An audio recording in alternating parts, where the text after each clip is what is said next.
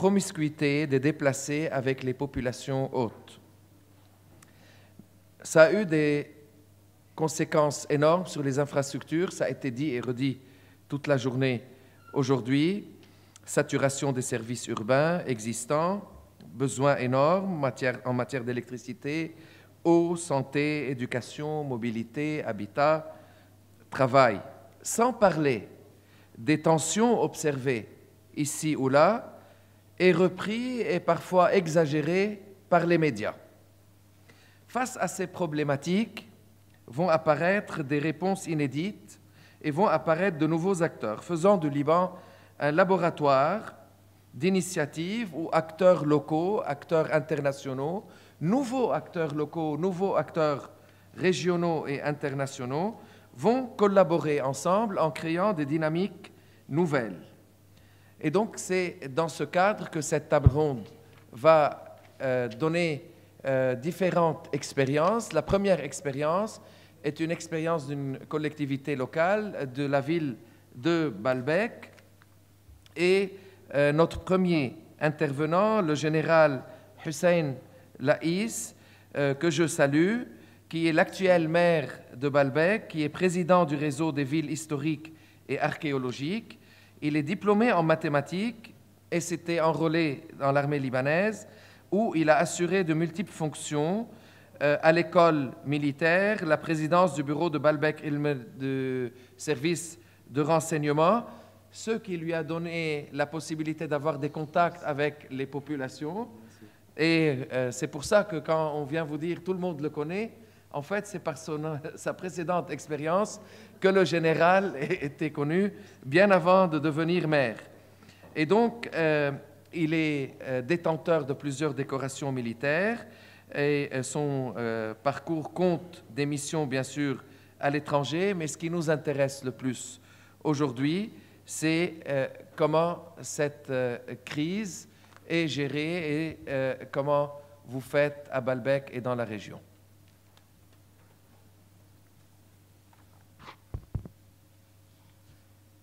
Merci.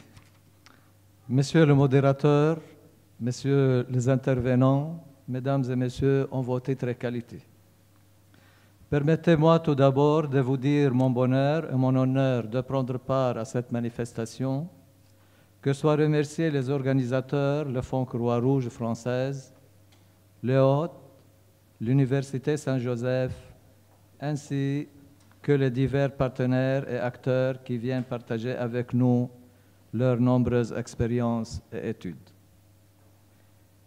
En ma qualité de maire de la municipalité de Baalbek, j'ai été sollicité par les organisateurs de l'événement pour partager notre expérience, notamment quant à l'accueil et la gestion de la coexistence avec les migrants syriens. La crise de migration des Syriens constitue la crise humanitaire la plus grave de notre siècle présent. Elle a vu les flux humains le plus important de se déplacer vers le pays environnant ou un peu plus éloigné. Les Syriens ont laissé leur maison, leur patrie, leurs possessions, mais surtout leur famille, leurs bien-aimés, ce qui fait que ce n'est pas uniquement au niveau des chiffres que nous déplorons la gravité de la situation. Cette crise humanitaire s'est accompagnée d'une crise économique, d'un déséquilibre social et d'une explosion démographique, favorisée surtout par des flux de migrants qui n'ont pas bénéficié d'une organisation dès le départ. Ceci dit, le Liban reste en quelque sorte prudent quant aux chiffres. Les chiffres, même s'ils oscillent entre 1,6 et 2 millions, restent alarmants par rapport à l'étroitesse de notre pays et aux besoins sollicités qui ont été multipliés par 2 sans que l'on puisse y subvenir. Il faut savoir en première que même si certains pays accueillent les migrants, comme par exemple la Jordanie, la Turquie, l'Europe ou encore le Canada et les États-Unis, reste que le Liban accueille le plus grand nombre de migrants par habitant au monde selon les rapports de l'ONU. En effet, leur nombre dépasse les 1,6 million, nombre officiel retenu en fonction du recensement officiel. Pour toucher les 2 millions, si l'on rajoute les entrées clandestines et le taux de natalité galopant. À Baalbek, les chiffres sont inquiétants. Nous accueillons près de 60 000 migrants recensés, soit 50% de la population de la ville, ce qui fait de Baalbek l'une des villes qui accueille le plus de migrants toujours par habitant au Liban. Et ce n'est pas uniquement les chiffres qui nous préoccupent depuis l'explosion de la crise syrienne. En effet, nous rencontrons maintes difficultés que j'essaierai de résumer rapidement avant de procéder à la partie la plus importante, le rôle et les mesures mises en place par notre municipalité pour gérer le problème. Les retombées du problème se situent à de multiples niveaux, social, économique, démographique, culturel et sécuritaire. Pour mesurer l'ampleur du problème, il faut en premier connaître la nature de notre société baalbekiote. C'est une société agraire, rurale, dont les principales ressources reposent sur l'agriculture, le tourisme et la petite industrie familiale. Notre tissu social est hétérogène. Musulmans et chrétiens cohabitent en paix, partageant les mêmes défis, les mêmes problèmes et les mêmes solutions. La solidarité de la société baalbekiote est ce qui a permis de maintenir notre ville en vie malgré l'urgence des enjeux. Quand la guerre a éclaté en Syrie, nous avons ouvert nos bras pour accueillir nos voisins dans la mesure du possible. Il est vrai qu'à l'époque, l'humanisme et l'urgence de la situation ont dicté ce comportement altruiste qui a commencé à chavirer avec le temps suite à l'émergence des problèmes. Les 60 000 migrants se départagent entre 30 000 au sein de la ville et 30 000 autour de la ville, dans des camps. Les événements d'Irsal ont aussi joué un rôle dans la migration de certaines familles vers Baalbek. Les écoles ont ouvert leurs portes aux élèves libanais dans l'avant-midi et aux élèves syriens dans l'après-midi. Le dispensaire et l'hôpital public ont déployé des efforts monumentaux pour accommoder la situation aux besoins. La municipalité a essayé par tous les moyens possibles d'aménager l'infrastructure qui a subi une pression en matière de besoins en eau et en électricité notamment. Mais 6 ans plus tard, nous sommes épuisés. Je le dis non sans amertume. Nous sommes épuisés par l'hémorragie que cette crise a provoquée à notre localité qui se tient toute seule sans l'appui d'une quelconque instance officielle ou internationale. Car je ne vous le cache pas, la municipalité de Baalbek disposait bien, avant l'événement des migrants, de ressources très modestes qui toutefois étaient jugées suffisantes pour répondre aux besoins de la population baalbekiote. Nos dépenses se sont multipliées depuis 2011 sans que nos ressources augmentent. À part le souci financier de première importance, nous avons rencontré des problèmes. Ce sont la fragilité de la sécurité locale due à une montée de la radicalisation auprès des migrants et à diverses actions illégales, en plus de notre incapacité à superviser ce qui se passe dans les camps.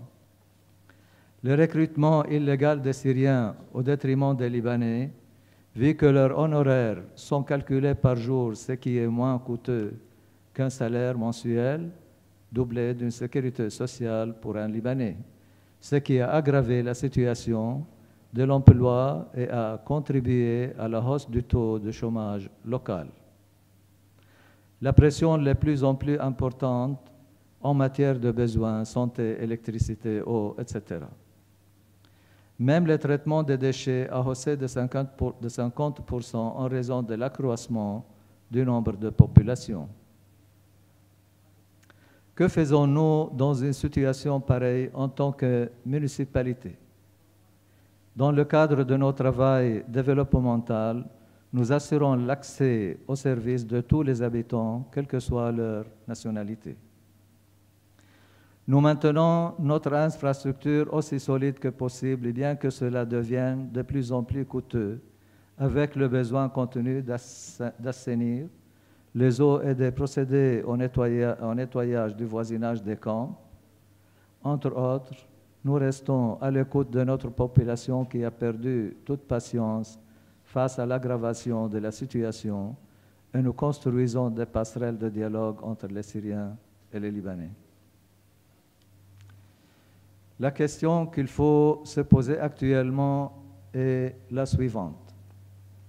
Pouvons-nous continuer dans ce sens? Je doute fort. Deux scénarios sont actuellement envisageables. L'explosion de la crise actuelle sous peu vu notre incapacité à dompter la situation, ou la maîtrise de la situation en commençant à faciliter le retour des déplacés dans des zones de paix aménagées pour ce fait. L'humanité est importante de nos jours, mais elle ne peut éclipser la sagesse. Cette dernière exige le recours au scénario le plus pacifique.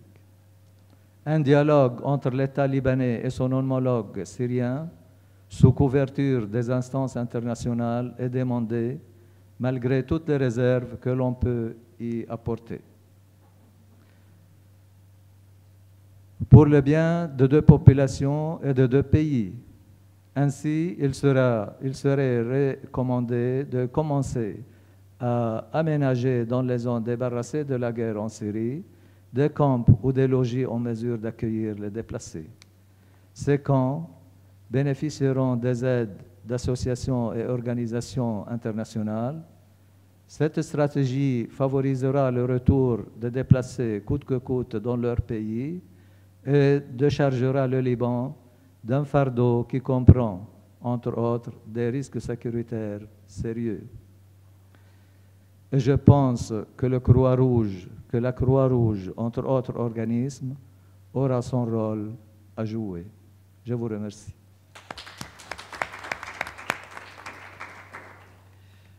Merci, mon général, pour votre courage et franchise.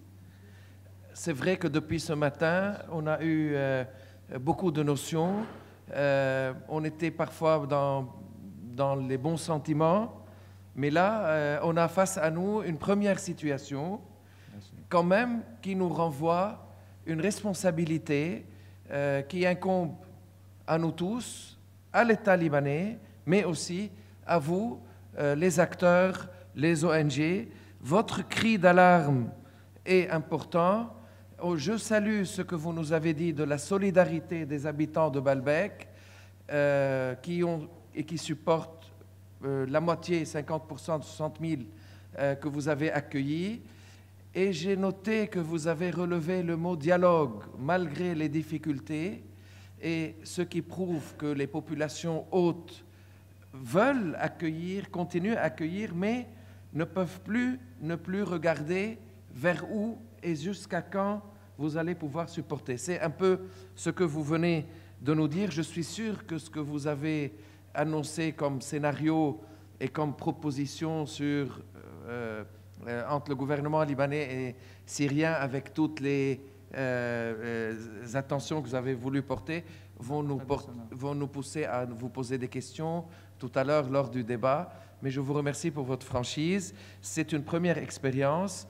Et puis, on va passer à un deuxième exemple sur les camps de réfugiés en ville, des espaces de transition avec notre ami Georges Talamas.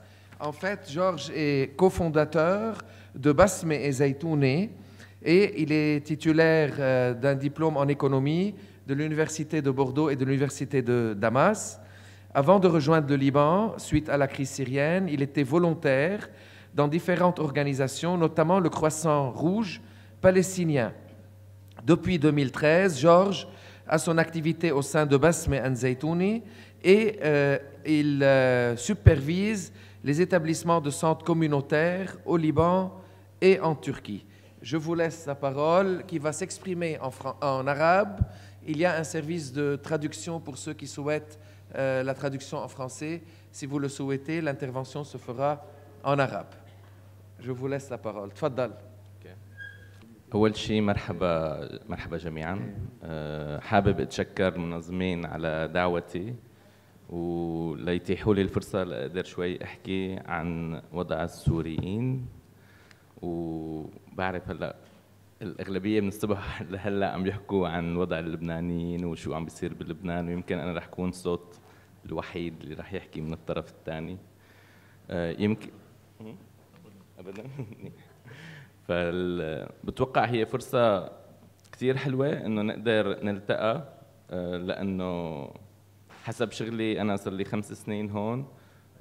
دائما كنا نجتمع نحن لحالنا نحكي مع بعض اللي عم بيشتغلوا مع السوريين بدون ما نسمع كتير الطرف الثاني أو شو المشاكل بالطرف الثاني. دائما واحد بيشوف مشاكله له أكثر وبيشوف المعاناة اللي عم بيعيشها هو. ف تحملوا صراحتي شوي وخلونا عن جد يكون هدول القصص اللي رح شوي احكي فيها هي لإفادة النقاش ولغنى النقاش أكثر، ولعن جد نطلع بحلول مشتركة أو حلول نقدر نتوصل لها. هلا أول شيء بدي أتشكر كل الأشخاص اللبنانيين والجهات والأفراد يلي ساعدونا من وقت ما بلشت بسمة وزيتونة، أو كتير مبادرات سورية بلشت بال2011 وبال2012 وال2013 اللي كانت استجابة لحالة اللجوء. فلولا دعم كتير عالم لبنانيين ما كنا قدرنا نحن نوقف ونقدر نأمن مينيموم من الحقوق لأهلنا بالمخيمات. وطبعا الوضع الاقتصادي بلبنان مثل ما الكل حكى من اليوم يعني بينبئ بكارثة حقيقية، وأكيد 1.5 مليون لاجئ سوري هو مانا كلمة سهلة، وهو يمكن فوق طاقة بلد صغير بمساحته بس كبير طبعا بقلبه وشعبه. بس كمان نكون صريحين، هل هلا إذا نحن شلنا 1.5 مليون وكبيناهم برا رح تنحل كل المشاكل؟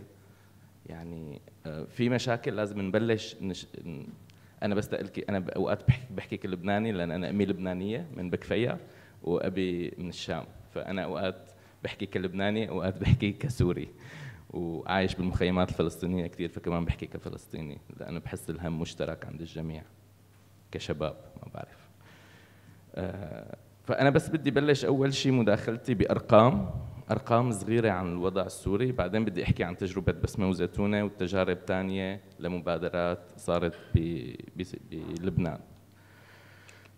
هلا مبدئياً بآخر 2015 آخر 2014 أول 2015 كان نسبة من هم دون خط الفقر من اللاجئين 71%، يعني عم بيعيشوا بأقل من $2 بالنهار، ومنهم من يعيش في فقر مدقع أقل من $1 بالنهار 53%. هدول حسب المفوضية الأمم المتحدة. 45 اللي بيشتغلوا من السوريين بيشتغلوا 10 أيام ومقطع وبأشغال هي عتالة وأشغال بناء. معدل أجور اللاجئين تتراوح بين 115 للإناث و215 للذكور. بال2015 85 من الأسر اللاجئة خفضت إنفاقها على الغذاء بسبب تخفيض الأمم المتحدة للدعم المقدم، وصار الدعم المقدم اللي بيحق لهم هو بس $27 للشخص، يعني أقل من $1 بالنهار. 55 من اللاجئين 55% بيعيشوا بأماكن خطيرة وغير لائقة لمسكن الحيوانات. 80% من السوريين بيعملوا بمجالات حرفية أو دون إدارية، وربعهم يتلقى راتب ثابت. كمان هون إذا بدنا نناقش موضوع البطالة وشو عم بينافسوا السوريين. 43 من اللاجئين متواجدين بلبنان بطريقة غير شرعية وقانونية بسبب عدم إيجاد كفيل بعد قانون الكفالة اللي طلع بال2015، أو بسبب ارتفاع أجرة الكفيل اللي عم بيطلبوه، أو خوفهم من الذهاب إلى مراكز الأمن، أو خوفهم من خروج من مناطقهم بسبب أجواء سياسية مختلفة بلبنان. وهي الأرقام بحسب دراسة أجراها أستاذ علم الاجتماع بالجامعة الأمريكية في بيروت ساري الحنفي.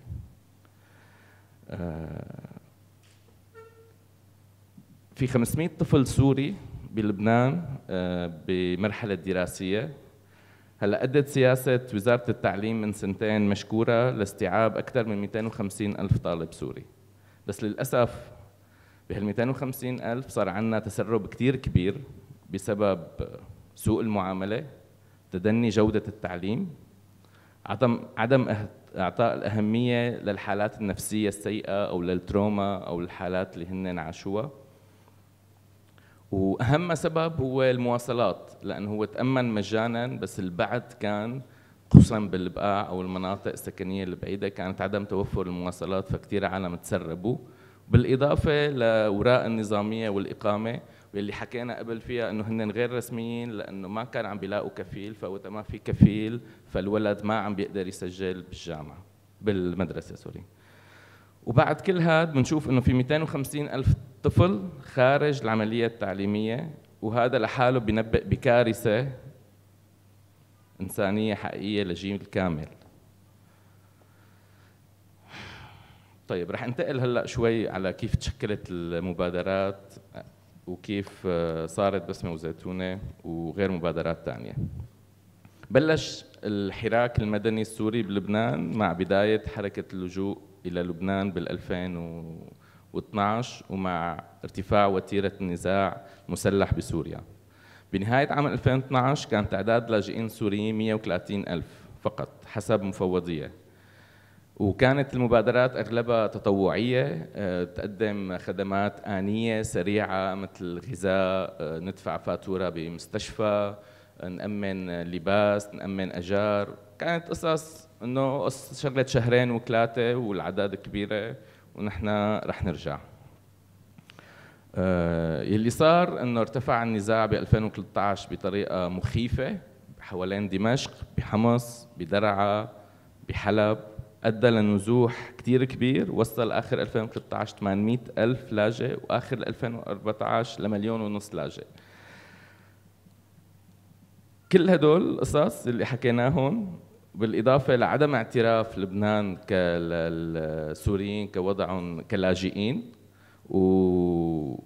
وعدم سماح لبناء مخيمات نظامية، فأدى لانتشار عشوائي لأكثر من 2000 مخيم، أكثر من 2000، بس في تقريباً المؤكدين هن 2000 مخيم أو تجمع سوري بكل الأراضي اللبنانية، وهدول هن بلا رقابة وبنفس الوقت عرضة لكل أنواع الاستغلال، لكل أنواع القصص الثانية اللي حسب كل محل شو هو، وبنفس الوقت العمالة بطريقة ما مراقبة كمان.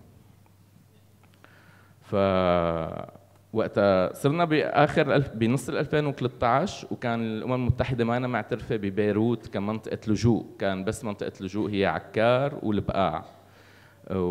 فبازدياد عدد اللاجئين بطريقة كتير كبيرة ببيروت خصوصاً، اللي اتجهوا أغلبيتهم للمناطق العشوائية والمناطق شوي الفقيرة والمهمشة مثل شاتيلا، مثل حي فرحات، مثل برج البراجنة، مثل النبعة، واللي استقبلت كتير كبير عدد من اللاجئين. مثال شاتيلا هو بالأساس مخيم للاجئين الفلسطينيين اللي هو بيحوي 20,000 نسمة حالياً، لا مو حالياً قبل النزوح، حالياً 40,000 نسمة، يعني اجى 20,000 سوري سكنوا. هلا شاتيلا كان مجرد طابقين، ما بعرف اذا حدا رايح على شاتيلا هلا صارت 7 طوابق، يعني راحت عموديا وليس افقيا لان ما فيها تروح افقيا اصلا، وفوقها البنى التحتيه كثير سيئه، الكهرباء، المي مالحه طبعا ما في مي.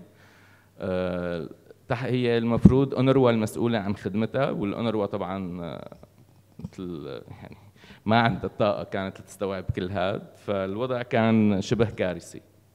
بال 2013 كنت عم بقوم بزياره لمخيم شاتيلا مع دكتور متطوع لبناني، عم نشوف المرضى، عم نشوف شو حالتهم لنشوف شو نقدر نعمل.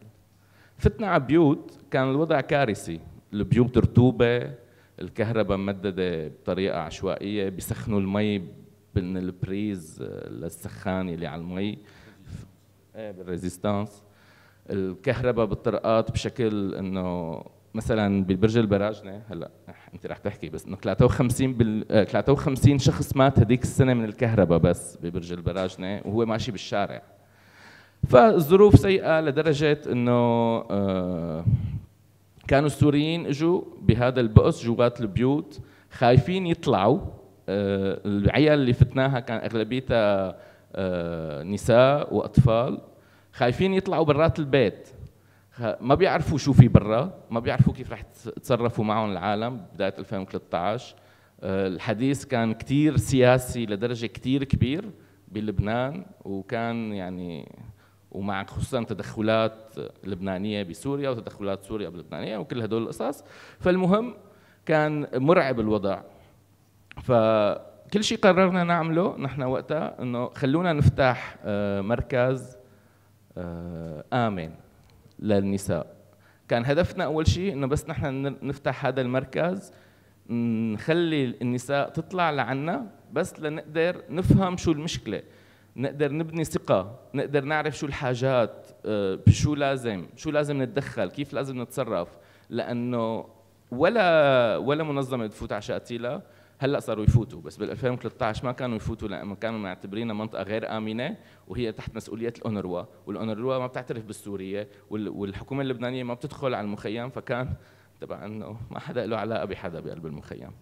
المهم فبلشنا كفكره انه نحن بس بدنا نعمل منطقه امنه يجوا العالم. هلا طبعا اجوا النساء بلشنا ندربهم تطريز لان هذا الشيء الوحيد اللي خطر ببالنا وقتها، ما كان في اي خطه. دربناهم تطريز، فكنا وقت ندربهم تطريز صاروا يتعرفوا على بعض وعرفوا انه في عالم مشتركه، صرنا نحكي معهم، اكتشفنا انه اولادهم خارج العمليه التعليميه، اكتشفنا انه الرجال ما عم بيشتغلوا، اكتشفنا انه في 100 حاله نفسيه سيئه، في اغتصاب، في استغلال، في فقررنا انه نتجه. اول شيء كنا عن انطباق بلا حدود ميدسان سان فرونتيير، وقلنا لهم اذا بتريدوا تعوا على شاتيلا، الوضع مأساوي. وهلا على فكره اكبر مركز لميدسان سان فرونتيير هو بشاتيلا، عندهم ولادات وعندهم كثير قصص. المهم وبعدين قررنا نفتح مدرسه. مبدئيا عندنا 700 طالب عم بيتعلم و2500 على لائحه الانتظار، هي بس بشاتيلا. بعدين قررنا نشتغل دعم نفسي، قررنا نشتغل حماية. ما راح أطول بالحديث. الحاجات هي اللي خلتنا نشتغل. نحن وقت بلشنا كنا مفكرين قاعدين شهر وشهرين، الحاجات وتزايدها وتفاقمها خلتنا نكبر المشاريع. مبدئيا بسمة وزيتونة عندها 6 مراكز متواجدة ببرج البراجنة، شاتيلا، النبعة، بر الياس، القبة وأبو سمرة. هلا بس بدي أحكي بالقبة، موضوع كتير مهم. نحن بالقبة خط تماس بين جبل محسن وباب التبانة. مركزنا آكل طبعا رصاص وبناية وكل شيء من الاقتتال اللي كان من فترة. تسمح تنفسر لأنه c'est à Tripoli, l'exemple qu'il est en train de donner à Tripoli, et donc c'est la ligne de démarcation entre le quartier alawite et le quartier sunnite où il y a eu les affrontements par le passé. Donc c'est là où ils sont sur cette ligne de démarcation. شكرا. وطبعا إلي الشرف والفخر انه نحن المركز اللي اشتغلنا فيه نحن ما كان عم يشتغل بس للسوريين، كان عم يشتغل للبنانيين بين منطقتين نزاع، كان عم يشتغل للفلسطينيين القرابي اللي هو مخيم البداوي، وكان عم يشتغل للسوريين. يمكن اكبر قصه نجاح لبسمه وزيتونه هي بهالمنطقه، قدرنا نجمع كل العالم اللي هنيك اللي هن صراحه ما بيحبوا بعض، خلينا نكون نقولها بالمشربحي، اللي ما بيحبوا بعض بسبب نزاعات سياسيه هن ما بيعرفوها اصلا. فوقتها اجتمعنا سوا، نحن عنا بقلب المركز بيشتغل اللبناني من جبل محسن، اللبناني من القبه، الفلسطيني، السوري، هن بيشتغلوا والمستفيدين هن كمان من نفس المناطق. فنحن قدرنا نشتغل كمراكز اجتماعيه. فكرتنا انه نحن ما بنضرب وبنهرب، ما بنعمل مشروع بس لنجيب تارجت بهالمنطقه وبنمشي. نحن المراكز اللي نعملها بنضل موجودين فيها، نستهدف كل العائلة لنعمل تغيير إيجابي بهالعائلة، لتجي الأم تتعلم والابن يدرس والأب يشتغل والمراهق يكون عنده شيء يعمله. نحن بنعطي أكثر من 13 مشروع مختلف بين ثقافة وميديا، وعندنا منصة إعلامية وبروتكشن وإغاثة و الشيء الأساسي تبعنا نحن مجتمع بناء يعيش بكرامة. نحن هدفنا نبني قدرات السوريين بالدرجة الأولى لنقدر نرجع نبني بلدنا ونبني قدرات المجتمع اللي نحن قاعدين فيه إن كان فلسطيني أو لبناني لا يقدر ينهض بحاله بالمشاكل اللي هو عم بيعانيها بكل منطقته.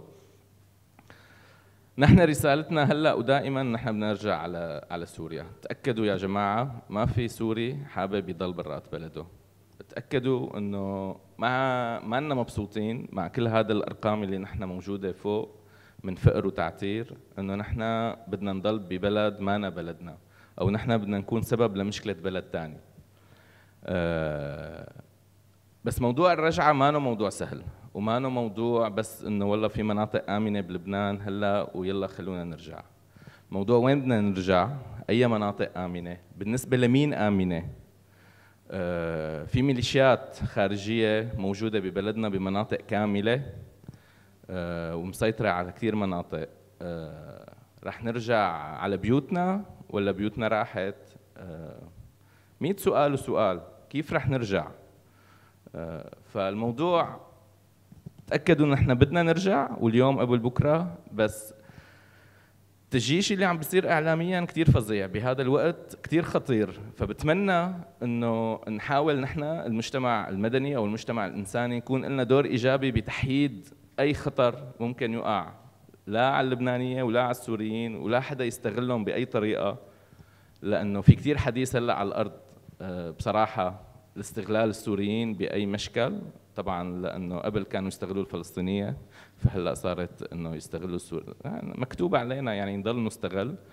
فبتمنى يكون دورنا ايجابي. بعرف قدر الصعوبات، للاسف كمان ما في اي حدا بيحكي بلسان السوريين هون، لا السفاره معترفه فينا ولا المعارضه معترفه فينا، فنحن متروكين الى لا احد. هي دعوة من أحد اللي اشتغلوا إنه خلونا كيف نفكر بطريقة إيجابية لنلاقي حلول مشتركة لنقدر نحيد عن جد كل هذا الضغط اللي عم بيصير. وشكرا لكم وتعذروا صراحتي. شكرا.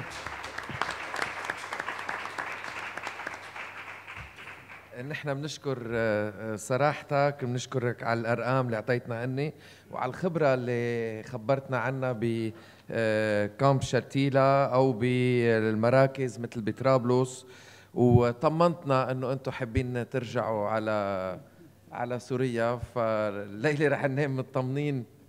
انا بعرف ان اكيد رح يكون عندنا اسئله بعد شوي اكيد بهيدا الاطار، ونحن بنتفهم.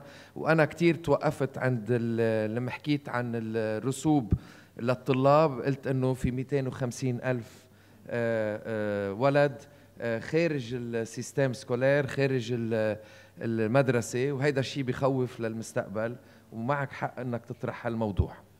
شكرا. هلا رح بوقت الديبا بنرجع بنحكي. Une troisième expérience, cette fois du côté des camps palestiniens, une expérience associative dans le camp de Bourj Brajne qu'on vient d'évoquer avec Georges. Comment vivre son troisième âge quand on est réfugié palestinien. C'est ma collègue Liliane Kfouri qui est chargée de recherche en histoire, qui est responsable de l'unité interdisciplinaire de recherche, mémoire du Centre d'études du monde arabe moderne, le CEMAM, au sein de notre université. Elle a, avec une équipe formée d'ethnologues, de géographes et d'historiens et de sociologues et autres collègues, développé ce programme sur différentes questions contemporaines. Donc, parmi les axes de recherche que Liliane a développés avec ses collègues, le problème des identités, des patrimoines matériels et immatériels, mémoire de guerre, ou des mobilités, circulations et parcours migratoires. Je lui laisse la parole en la remerciant. Merci. Bonsoir à tout le monde. Faisant suite au camp de Shatila, moi je vais vous donner un témoignage d'une expérience que je fais depuis 2 ans et demi à Burj-le-Brajneh à travers 2 associations, mais surtout la deuxième que j'ai croisée dans mes parcours à rencontrer des personnes âgées pour collecter leurs récits de vie, leurs souvenirs et leurs parcours individuels. Comme Georges nous a dit tout à l'heure, Burj-le-Brajneh est un camp d'1 km² dans lequel vivaient 25 000 personnes. Actuellement, ils ont dépassé les 35 000 avec l'accueil de populations déplacées de Syrie et les personnes qui habitent depuis 1948 dans le camp. Les ruelles sont tellement étroites qu'à peine une petite mobilette passe, donc c'est un camp de piétons avec des dénivelés et les constructions se font verticalement. C'est insalubre. Les câbles électriques étaient... Je commence à constater certaines réparations et certains accrochages qui se font. Ce n'est plus pendant dans l'eau est salée, etc. C'est le même topo qu'à Shatila. Une bonne partie des jeunes a émigré et émigre, et par des circulations très périlleuses souvent. On connaît aussi le parcours que certains Syriens avaient fait via la mer, via la Turquie, puis la Grèce pour aller vers l'Europe. Donc une bonne partie des jeunes se trouvent soit au Canada, soit en Europe du Nord, Suède, Norvège, Danemark et dans les pays, dans les Émirats du Golfe. Dans le camp, il y a environ 17 ONG. À part le Croissant Rouge et l'UNRWA et Médecins sans frontières, il y a des associations locales qui assurent différents services médicaux, sociaux, d'éveil pour les femmes, pour les enfants, de garderie pour enfants, d'écoles, il y a des écoles aussi. L'association dont je vous parle, c'est la Social Support Society qui a été fondée par Malek El-Nemr. L'objectif principal était d'assurer confort et différents services aux personnes du 3e âge, aux personnes âgées essentiellement, qui ne sont pas, qui sont mobiles encore, qui peuvent être actives, mais qui sont esselées, dont les enfants ne sont pas là, qui ont du temps à passer. Donc c'est la première sous-association qui a été créée, c'est la Active Aging House. Autrement dit, en arabe, on dit Dar al-Shaykhoukha al-Nashita. Et dans le terme Nashita, on voit tout ce que ça peut dire comme activités qui vont se faire dans ce centre.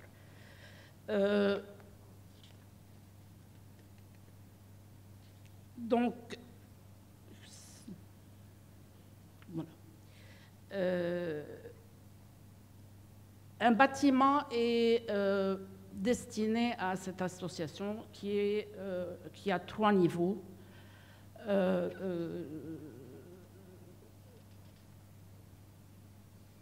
Il dégage des clartés très différentes des autres bâtiments du quartier parce qu'il est vaste. C'est une donation aussi de quelqu'un qui n'habite plus le camp, qui a donné à l'association cette bâtisse. Il a été mis en place, donc cette association a été créée en 2006 à Burj-le-Brajneh et son pendant a été créé en 2008 à Nahr el-Berit. Voilà, là je vous montre les 3 niveaux du centre. Le Rez de Rue, je vous en parlerai tout à l'heure, a été créé il y a quelques mois un centre de physiothérapie. La photo d'en haut, c'est le premier étage qui est constitué d'un grand espace, d'une grande salle où toutes les personnes âgées viennent le matin passer la matinée et pour faire différentes activités dont je vous parlerai tout de suite. Les 2 photos du dessous, c'est le 2e étage. Ce 2e étage est divisé en 2 parties. Une partie où il y a 2 salons pour les personnes adultes, un salon à l'oriental, donc avec tous les objets qu'ils utilisaient en Palestine qui se retrouvent dans ce salon, et un espace où il y a des jeux pour enfants. Et la première fois où j'ai vu ça, j'ai dit, mais qu'est-ce qu'on fait là? On m'a dit, mais c'est la rencontre des générations. Donc c'est très important dans les activités de ce centre de créer des dialogues entre les générations. Alors, comme dit son nom, ils font différentes activités. Les premières, les plus importantes, ont commencé par des initiations et un éveil aux questions de santé. Il y a des médecins qui sont venus les informer sur les questions de diabète, de tension artérielle, etc. Ils reçoivent des sociologues avec qui ils discutent. Et ils assurent un repas et ils parlent de cuisine et ils se passent des recettes de cuisine de leur passé, enfin de leur culture, et pour aussi se nourrir sainement.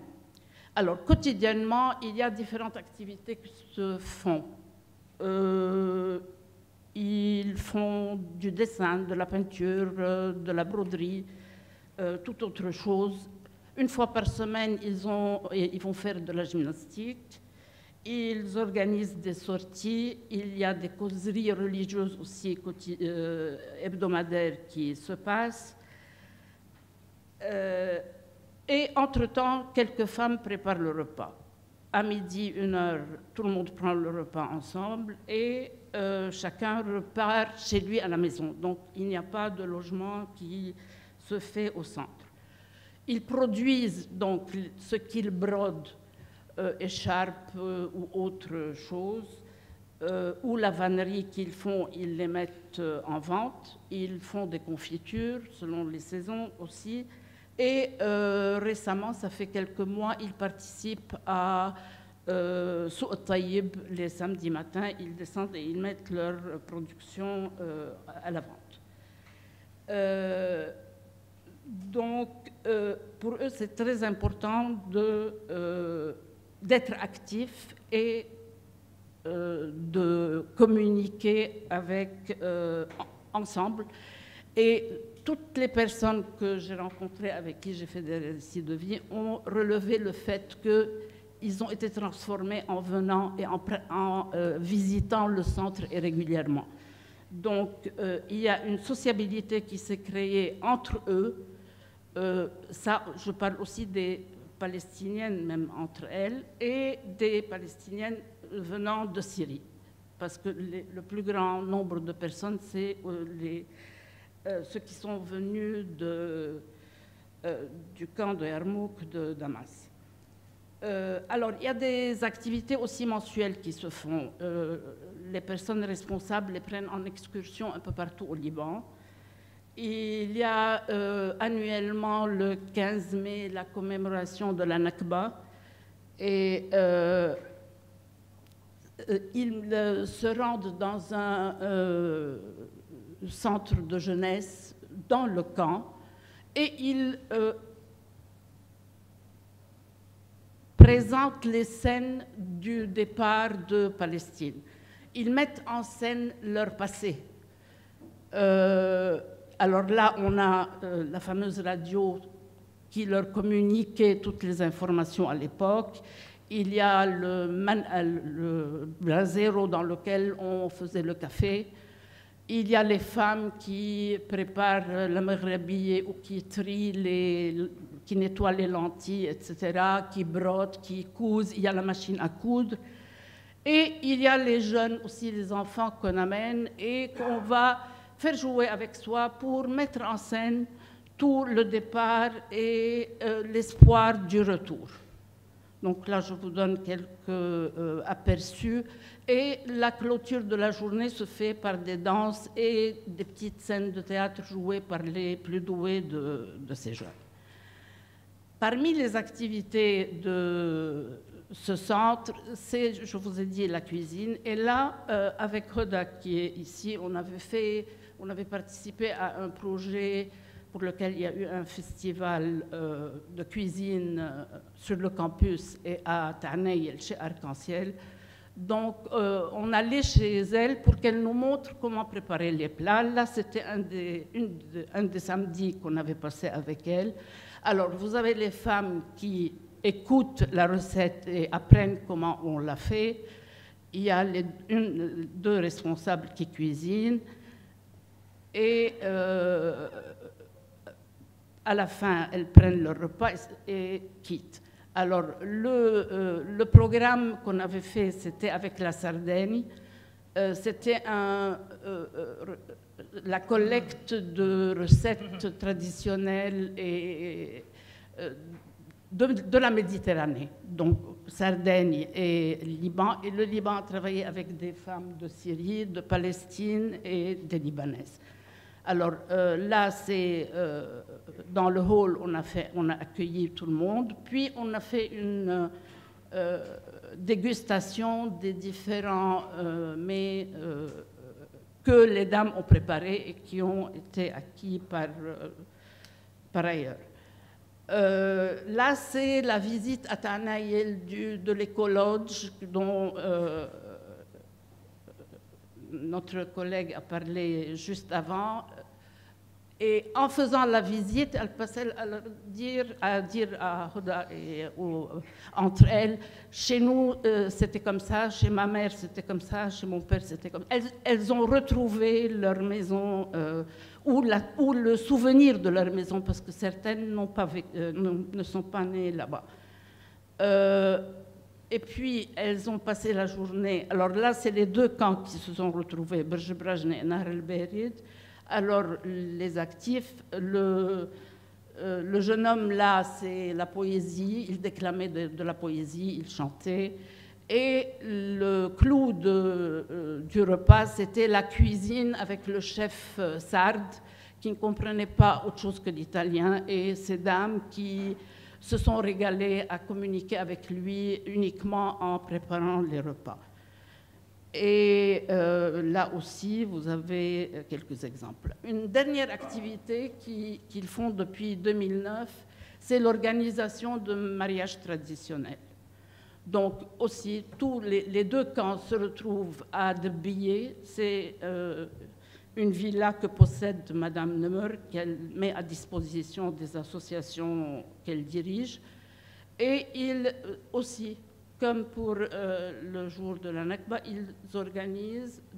ils mettent en scène le mariage, ils font un mariage traditionnel. Alors là, il y a à gauche, vous avez la séance de la henné pour la femme et le barbier pour le marié, puis les musiciens, la dabke et le petit speech de la responsable du centre de Nahr el-Berid. Pour vous dire que par l'intelligence de celle qui a créé ce centre et de celle qui dirige, parce que quand ils ont commencé, ce n'était pas toutes ces activités. Mais comme ça a pris et que les femmes étaient, parfois elles se disaient transformées, comme si une thérapie se faisait par cette activité. C'est qu'on peut vivre un peu autrement, c'est une note un peu optimiste pour la chose, qu'en travaillant avec un peu d'intelligence, on peut faire de belles choses. Merci. Merci. Merci beaucoup pour cette expérience et le vécu que tu nous as montré. En t'écoutant, je me disais que ça mérite que ça devienne un documentaire télévisé. Vraiment, cette expérience, ces activités thérapie, comme tu les as appelées, et ce que vous faites à Active Aging House. Moi, je ne fais rien, c'est elles qui font. Ce qu'elles font. Moi, j'écoute. Merci pour cette expérience. Oui, c'est vrai, on a pris aussi un groupe du département visiter ces dames. D'accord. Notre dernier intervenant va nous offrir un témoignage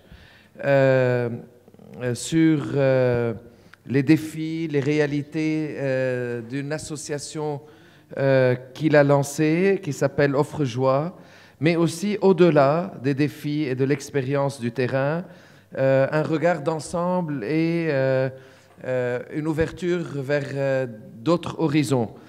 C'est Melhem Kharaf, notre collègue de la faculté de droit et de sciences politiques. Il est vice-président du Comité des Nations Unies pour l'élimination de la discrimination raciale à Genève. Il est donc fondateur de Farah Al-Ata, mais aussi c'est un ancien secouriste de la Croix-Rouge. Je lui laisse la parole. Merci, monsieur le modérateur. Je crois que passer en dernier, après une journée aussi chargée, c'est déjà beaucoup de m'entendre. Mais j'essaierai d'être un peu plus, je dirais, plus vivace dans mon intervention et de ne pas vous prendre dans les méandres, je dirais, de l'académie, mais en précisant quand même à partir de quoi je souhaite parler. Tout d'abord, bien évidemment, laissez-moi vous dire toute ma joie de participer à cette table ronde, mais aussi de remercier les organisateurs qui ont porté un intérêt à la situation si délicate du Liban au regard de ce flux migratoire inhabituel, aigu, grave que connaît le pays, tout autant pour le monde entier. Ce flux migratoire n'est pas un cas isolé pour le Liban. Ce flux migratoire n'est pas une responsabilité individuelle qu'on jette et qu'on regarde à partir uniquement de la situation dans laquelle se trouve aujourd'hui le Liban et les migrants syriens, palestiniens, irakiens, soudanais que le Liban accueille.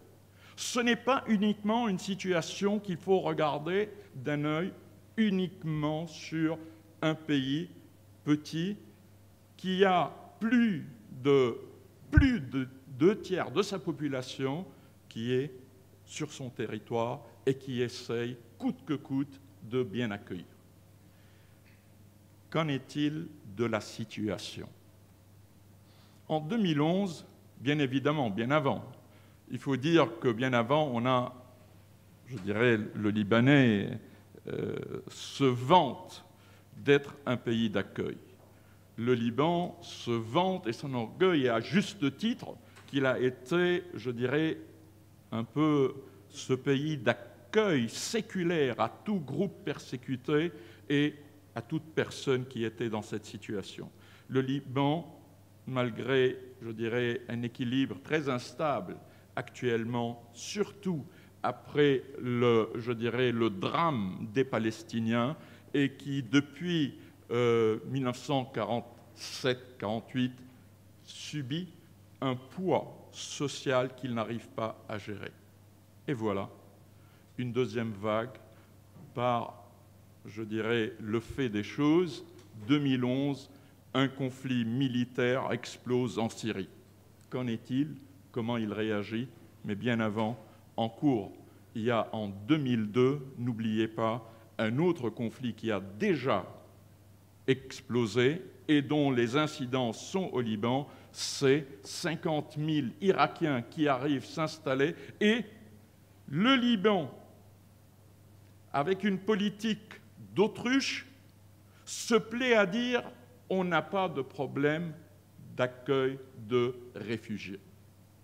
Et pour cause, le Liban ne reconnaît pas le statut de réfugié à toute personne qui est dans la situation de fuite, de persécution ou d'autres situations un peu, je dirais, délicates humainement. Donc, le Liban n'a pas un statut de protection internationale. Il n'a pas ratifié la Convention de 1951, il n'a pas ratifié le protocole de 1967. Tout ça le met dans une situation où il court vers les agences internationales. Et bien évidemment vers le HCR. Le HCR, il fait un mémorandum et il délègue toute la responsabilité de ces personnes, de ces migrants, entre guillemets, parce que jusqu'à aujourd'hui, l'État libanais n'ose pas utiliser les termes ni réfugiés, ni déplacés pour qualifier les personnes. Donc, problème déjà à la base. Comment réagir face à une situation qu'on dénie? On va vers l'agence internationale et on lui dit on va faire un mémorandum entre nous. HCR, il est tout content, fier de lui-même, ça y est, c'est la bonne manne, on va prendre ces gens-là et on va les orienter vers les pays d'accueil. Jusqu'à présent, les pays d'accueil, excusez-moi le terme, pays développés, disaient nous, c'est l'espace humain. Nous, c'est la Convention de 1950. Nous savons comment accueillir. Nous savons dire bienvenue à l'homme, et surtout à l'homme vulnérable et qui vit des situations vulnérables. Et avec un bureau bien établi à Beyrouth, on commence à faire passer, il ne faut pas oublier, la Turquie d'un côté, la Jordanie de l'autre, la Syrie. On n'était pas encore en 2011, on était encore en 2002, 2003, 2004. La situation s'empirait en Irak. Et tout ça allait pour faire la politique des pays qui allaient accueillir les réfugiés. Et avec une politique qui était délaissée à l'HCR, on faisait passer les migrants par le Liban vers les pays d'accueil. Le Liban, rassuré, il n'a qu'à donner en contrepartie de cette attestation donnée par l'HCR à toute personne qui arrive au Liban et qui se dit sous la protection de l'HCR, il se dit très bien, c'est une attente provisoire, on va pouvoir les faire passer au pays d'accueil. Nous avons cette situation, une image très simple.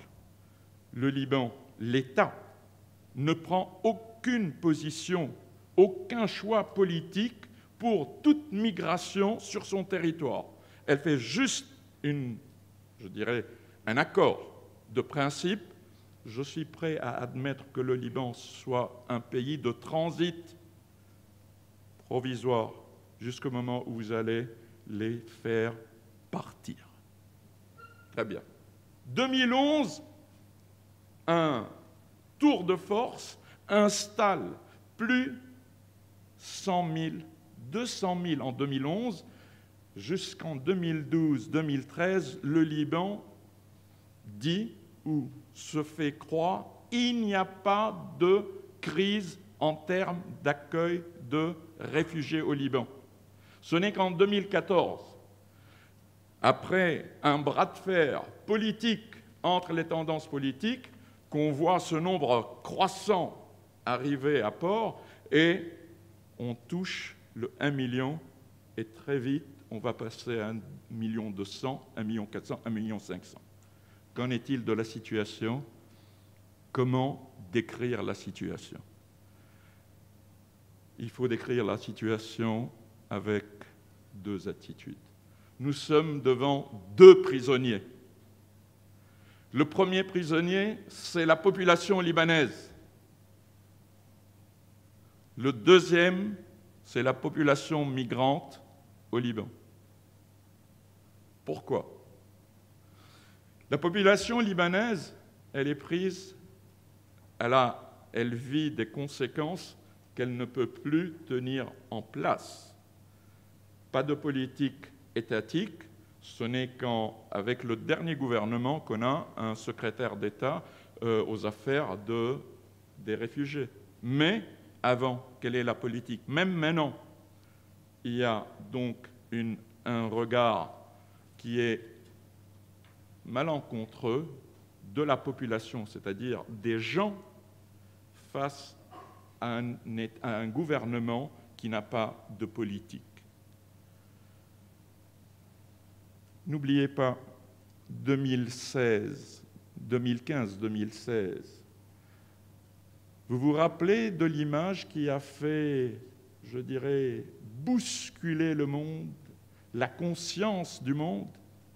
Qu'en est-il de cet enfant délaissé mort sur une plage parce qu'il n'a pas réussi à passer la mer.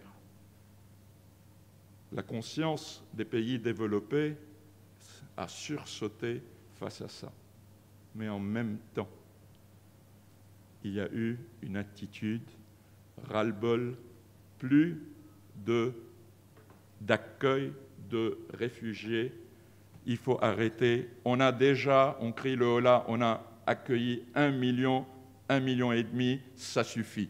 Qu'est-ce qu'on fait? Vous venez d'Europe, vous connaissez très bien qu'il y a eu un accord entre l'Europe ou l'Union européenne et la Turquie. Et maintenant, avec la Libye, il y a un autre accord qui se prépare. Vous savez lequel? C'est de dire, je dirais, mettons en sursis la Convention de 1950 au profit d'un accord avec la Turquie qui est celui de maintenir dans les camps le nombre de réfugiés et de les laisser sur le territoire turc.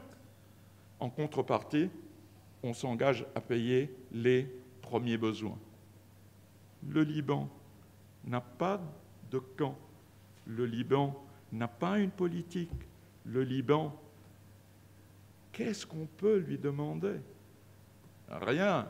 On va juste stopper le flux qu'il pourrait avoir à travers le HCR.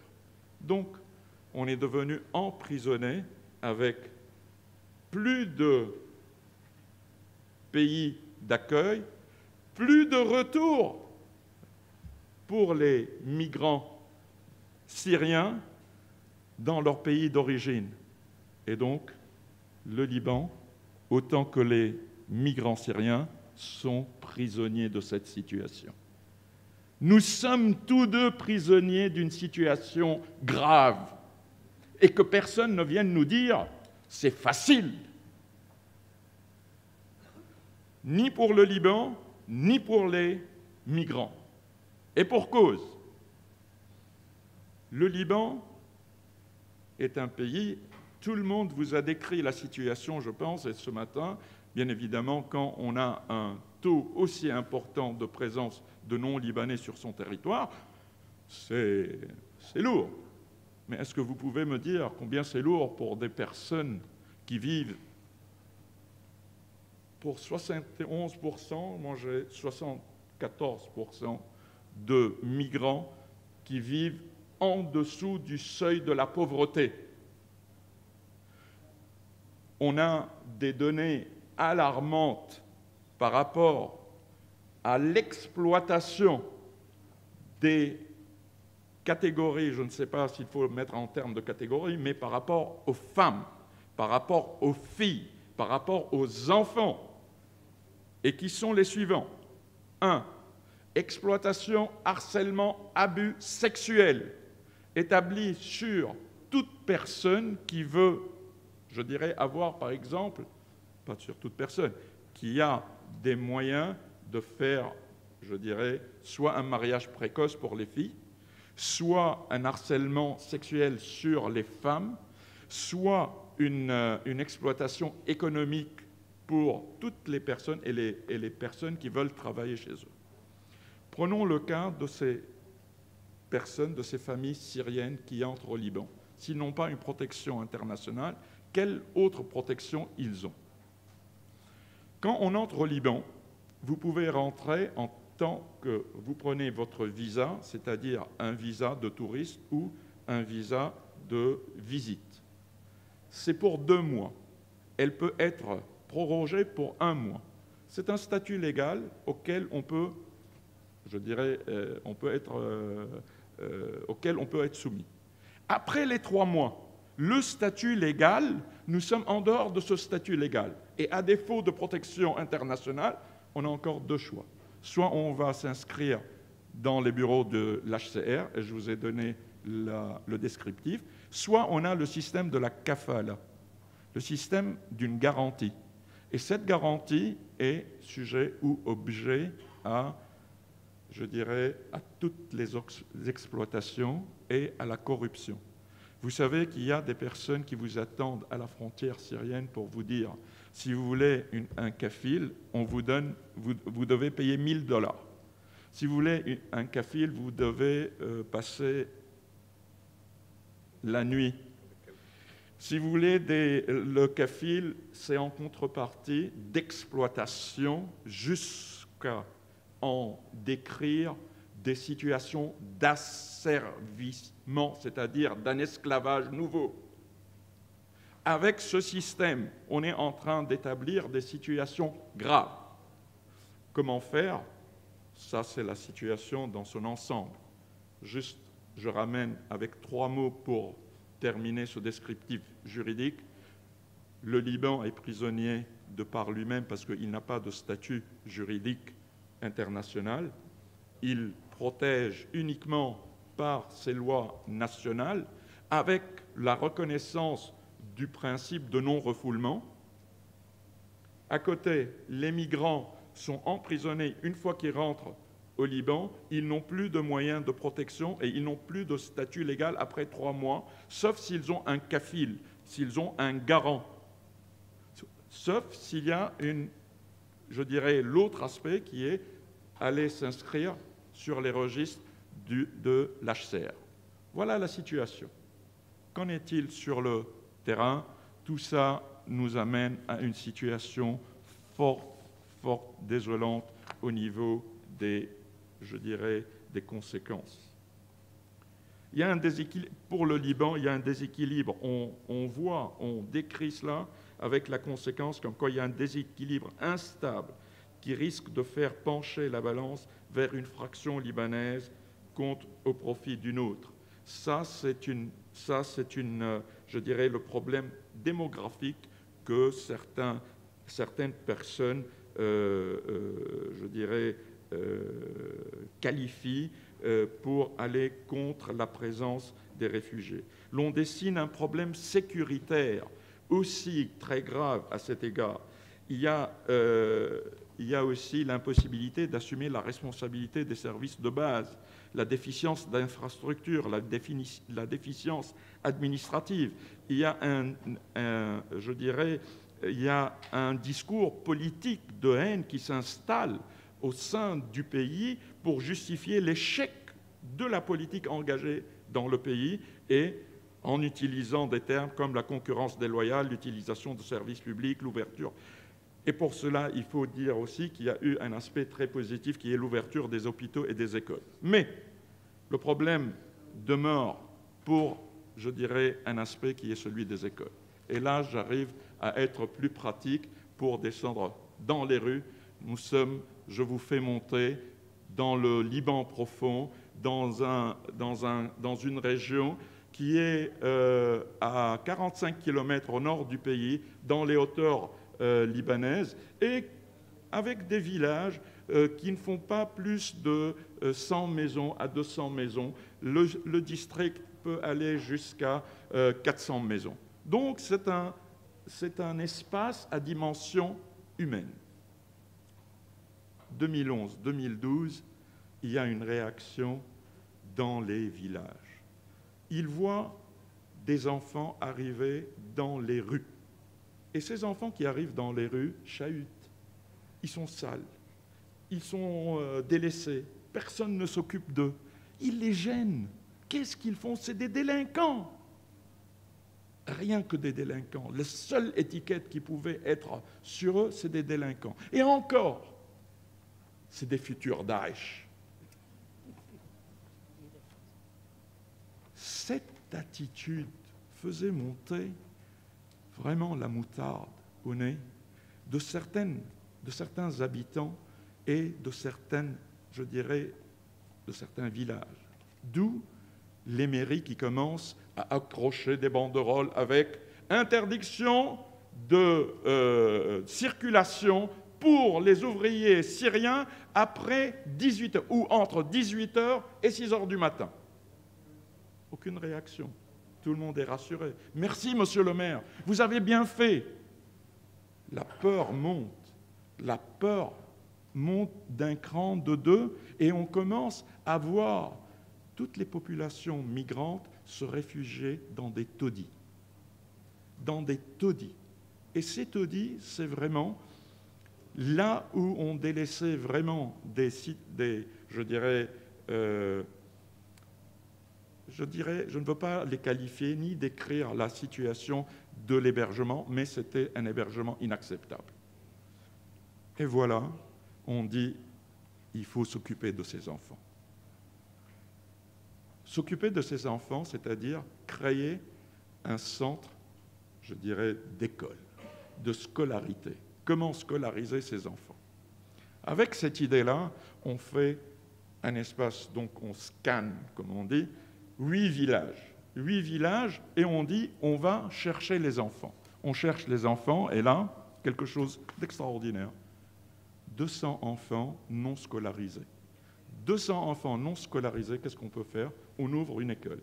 On ouvre l'école, et là, après 3 mois, je vous dis avant, après, la réaction des habitants, le regard négatif avant, c'est des enfants qui étaient des enfants de rue, impolis, indisciplinés, ils crient tout le temps. Ils sont merveilleux. Ils sont des enfants comme les nôtres. Ils arrivent avec leur cartable et ils rentrent étudier. Mais ils sont fabuleux. Qu'est-ce que vous avez fait avec ces enfants? Ils passent devant nous et ils nous disent bonjour. Réaction de quelques habitants. Réaction des enfants syriens. Ils étaient interdits d'aller sur la place publique. Ils sont devenus plus à l'aise, moins de gêne. Ils sont polis, propres, jouent avec le ballon, même avec leurs voisins. Ils viennent avec des fleurs et des roses au quotidien et ils les offrent à leur maîtresse. Réaction des enseignants. Ce sont nos enfants, mes enfants. Je suis fier. Ils apprennent mieux que mes enfants à la maison. Et ils sont appliqués, ils sont polis. Quand je passe dans le village, tous les enfants courent pour me saluer. Ils sont de vrais anges. C'est des mots que je n'ai pas inventés. Ce sont les mots de nos maîtresses. Réaction des enfants de l'âge de 15 à 16 ans. Moi, je ne veux pas voyager avec mes parents. Est-ce que je peux rester chez vous jusqu'à ce que je puisse rentrer chez moi en Syrie? Moi, je ne veux pas aller, je ne veux pas voyager. Je veux rentrer en Syrie. Réaction des parents syriens. Vous nous avez fait aimer le Liban. L'école, c'est le Liban. C'est vous, le Liban, qu'on aime. Mon enfant aurait pris le chemin de Daesh sans votre école. Une fois de retour en Syrie, on veut faire la même chose chez nous. Les enfants apprennent le français, l'anglais, l'arabe, les mathématiques, l'ordinateur, les sciences, la musique, le civisme, les chants, le bricolage. Tout ça dans un cadre où les choses avancent. La réaction des autorités publiques. Le maire, lui qui refusait de voir les personnes passer après 18 heures, c'est pas grave, mais qu'ils n'utilisent pas leur moto, parce que c'est la moto qui gênait et pas autre chose. Et maintenant, on fait passer ça.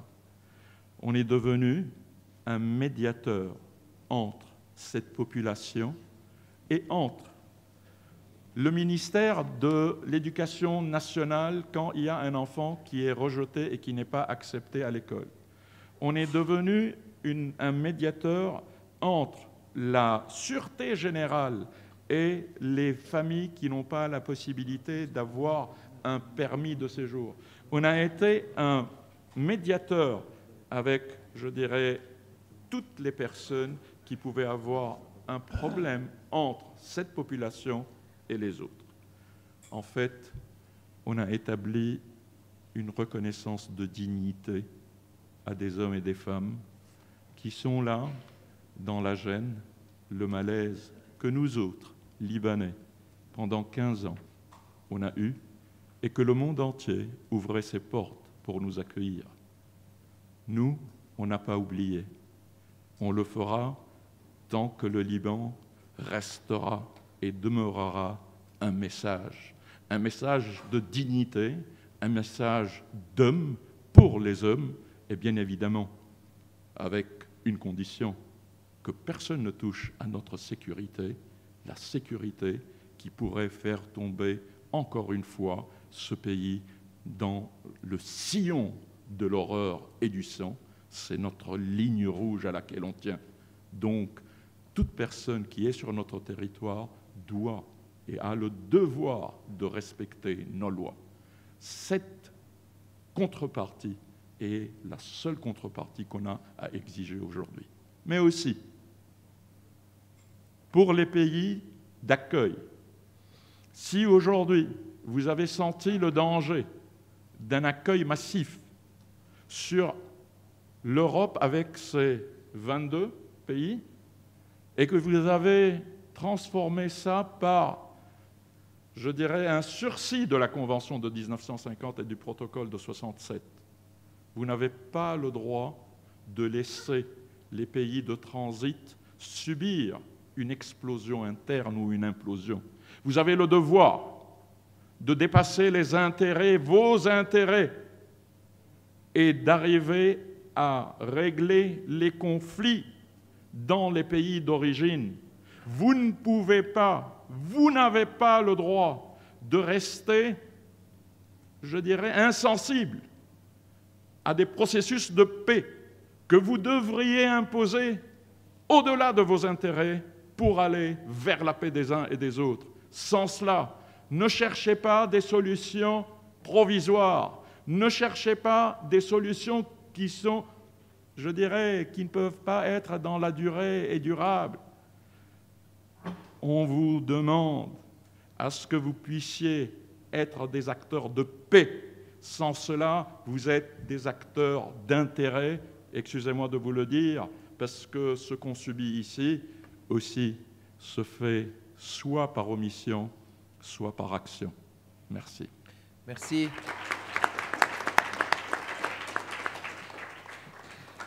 Merci Melhem pour ce témoignage, ce point de vue et puis ce regard sur la situation du pays, le statut de réfugié, l'évolution et puis l'expérience que tu nous as évoquée. La table ronde était très riche en expérience, en témoignages, mais aussi en beaucoup d'affirmations.